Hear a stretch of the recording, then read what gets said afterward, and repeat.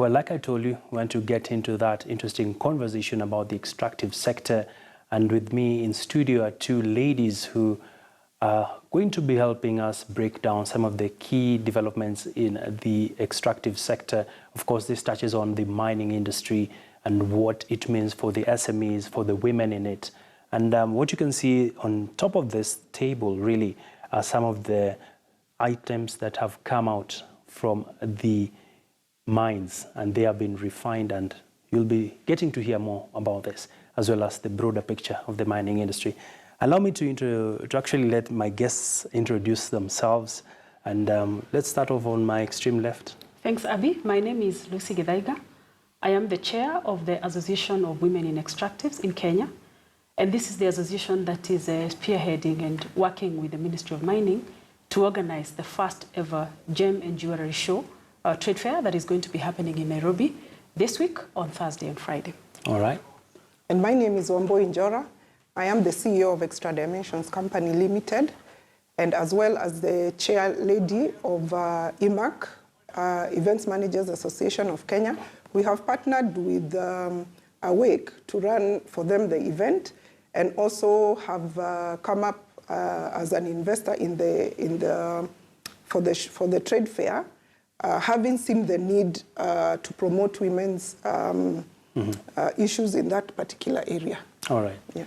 And Lucy, let me just start off with you. What do we expect out of this trade fair, and why is it necessary for people to come? Let me start by saying that for a long time, since the early 50s or even before, Kenya has been mining gemstones. So it's been a hub for gemstones in terms of mining. But when we mine, we usually go to look out for market out there. Our miners and our dealers have to travel to Bangkok, have to go to Hong Kong, have to go to other countries to look for the market. And it is therefore important that we reestablish Kenya as a hub for gemstones. And therefore, this trade fair comes as one of those, that big step of reestablishing Kenya as a hub, so that we are not necessarily going out to market our gemstones, but we're bringing the market here. I must say that the association that is organizing this show, the Association of Women in Extractives in Kenya, together with the Ministry of Mining, we realize that part of our objective as women is to ensure that women become much more involved in the sector.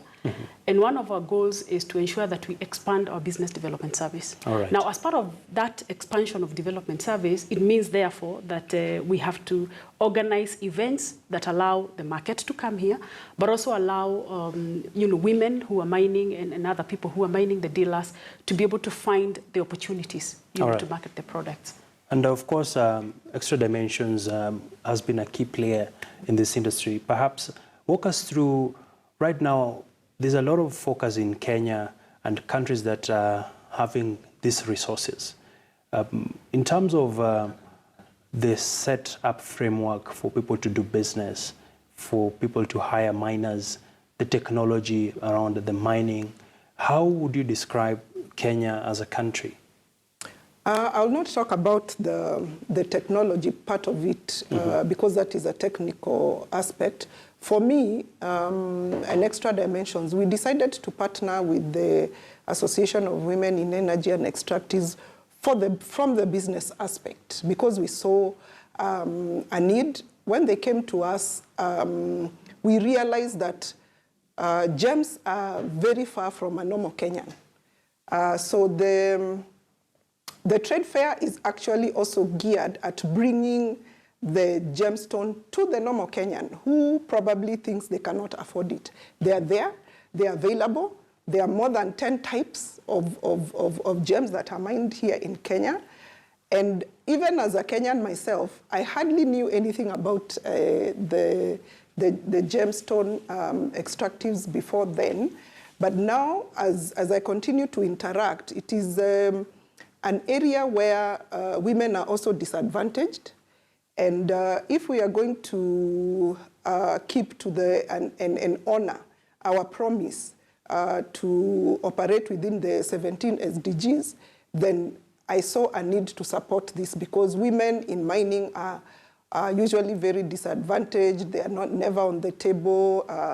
If it is the land, it is sold without the authority, and the proceeds thereof, they never see it. And also just to highlight the other value chain opportunities that are there for them. All right. Yes. And Lucy, looking at the bigger picture, the extractive sector in countries like South Africa, Angola, Ghana, they're very, very advanced, very developed. There's a lot of participation from SMEs, be it the men, be it the women. And for you, what will be the key area of debate or focus in this trade fair, and what are some of the issues that you'd like to see getting addressed down the road? What we would like to see addressed down the road is that we want to invest more and build more capacity on value addition. One of the things that, even from an African Union point of view, the realization that Africa is indeed a hub for minerals, and yet, if you look at Africa, we continue to remain poor. And that is why the heads of state came together and decided that, okay, let's have an African mining vision, which then can be, cascaded down to country mining visions. And I'm happy that Kenya is actually on the road of developing the country mining vision, and our association is part of the committee that is supporting that work. Having said that, in Africa, and the realization that a lot of times when we mine our minerals, we export them raw.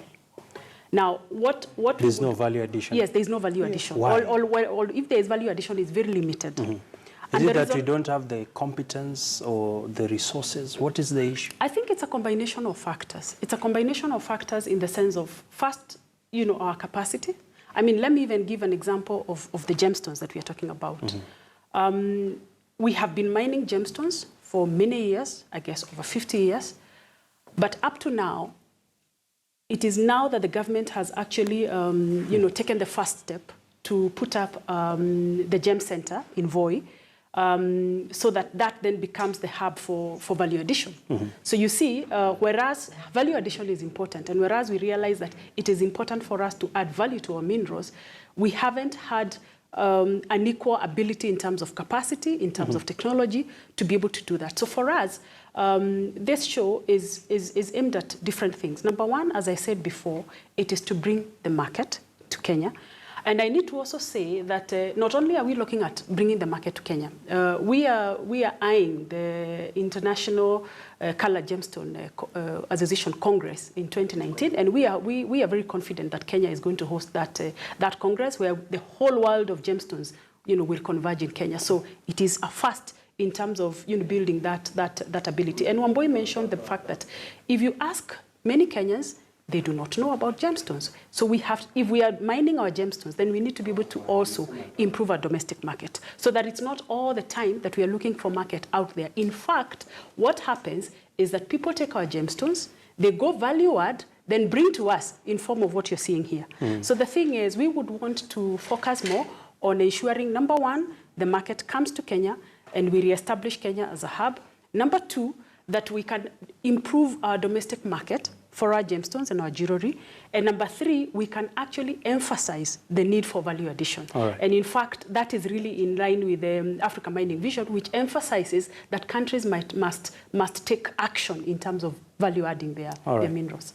And ladies, of course, there's been a lot of interest where we're having a fast-growing population, and this, of course, is the middle class who buy the nice things in life. The jewelry, the rings, the necklaces. And in the same measure and breadth, people also get conned. They don't know what's the original. How do you differentiate? I mean, we also lose out to fake things in the economy, where there's a lot of products coming in the guise that they are genuine products. I don't know, perhaps, Susan, if you can just help us around this issue. I think for that one, Lucy would have been best to answer that, because again, I am not in the gem business. I am in the events business. All right. But probably my only comment would be that would have to do a lot with value addition. If there are such centers where once you mine, you can take to a place like that for it to be valued, but there are systems in place that are already existing. I think, Lucy, you can comment I can comment on that. Have you ever bought a fake one? Yes, I have. Even in India. How did it feel? Even very bad.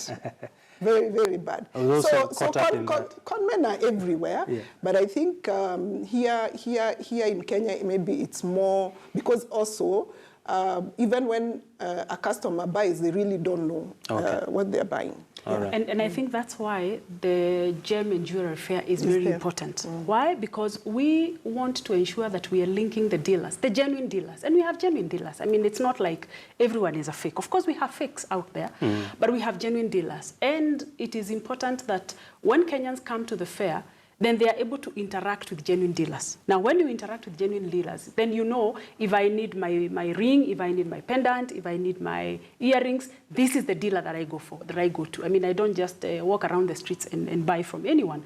So therefore, for me, this trade fair is important in that sense. And it is also important in terms of networking our jewelers, our gemstone dealers, so that at least we uplift and ensure that the trade, happens in a manner, in an environment that is devoid of conmanship. All right. Yeah.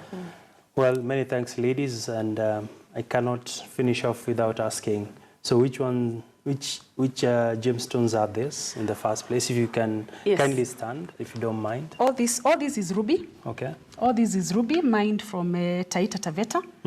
Part of it is put on yellow gold, and we have a lot of gold in Kenya as well. The Western Belt, Kakamega, Migori, and Transmara. That's our gold, and we have also white gold. So all this is ruby. Of course, we have other types of stones that are not displayed here. All right. We mine savorites, and from the Savo. That's why we are proud of the fact that it comes from the Savo. Right. We have sapphire. Similar to Tanzanite. Yes, we have sapphire, we have the red garnets, we have yellow tourmaline, we have aquamarine, we have iolite. I mean, Kenya is rich. And this is that wealth that we want to ensure that people come and understand that we have the wealth and begin to be proud of our wealth as a country. All right. Yeah. I'm sure this one would cost one some good money. It just depends on how you look at it. You can save. You can still save. Money is relative. Money is... And Kenyans don't complain. And Kenyans might not complain. You can save and also come and buy. All right. The other thing that I just wanted to end with as we end the show is that the event is on the 6th and 7th at Intercontinental, where we have other side shows. There's a conference going on. We'll be talking about the history of gemology. How do you tap into that particular industry? How do you even get financing to do that? Then on the 8th, there's a mine tour. We'll be visiting 2 of our biggest mines here in Kenya. And then we'll have a game drive. So we are combining tourism, serious business, and we welcome all Kenyans. It's only 500 shillings to enter. Please come. All right. Yes. Thank you so much, ladies. Appreciate your time. Thank you. I do hope I'll be able to attend and sample what is up to be offered. Yes, thank you. Thank you. All right. That's where we want to leave it at here on the business show, where we've been discussing the latest in matters to do with the mining sector.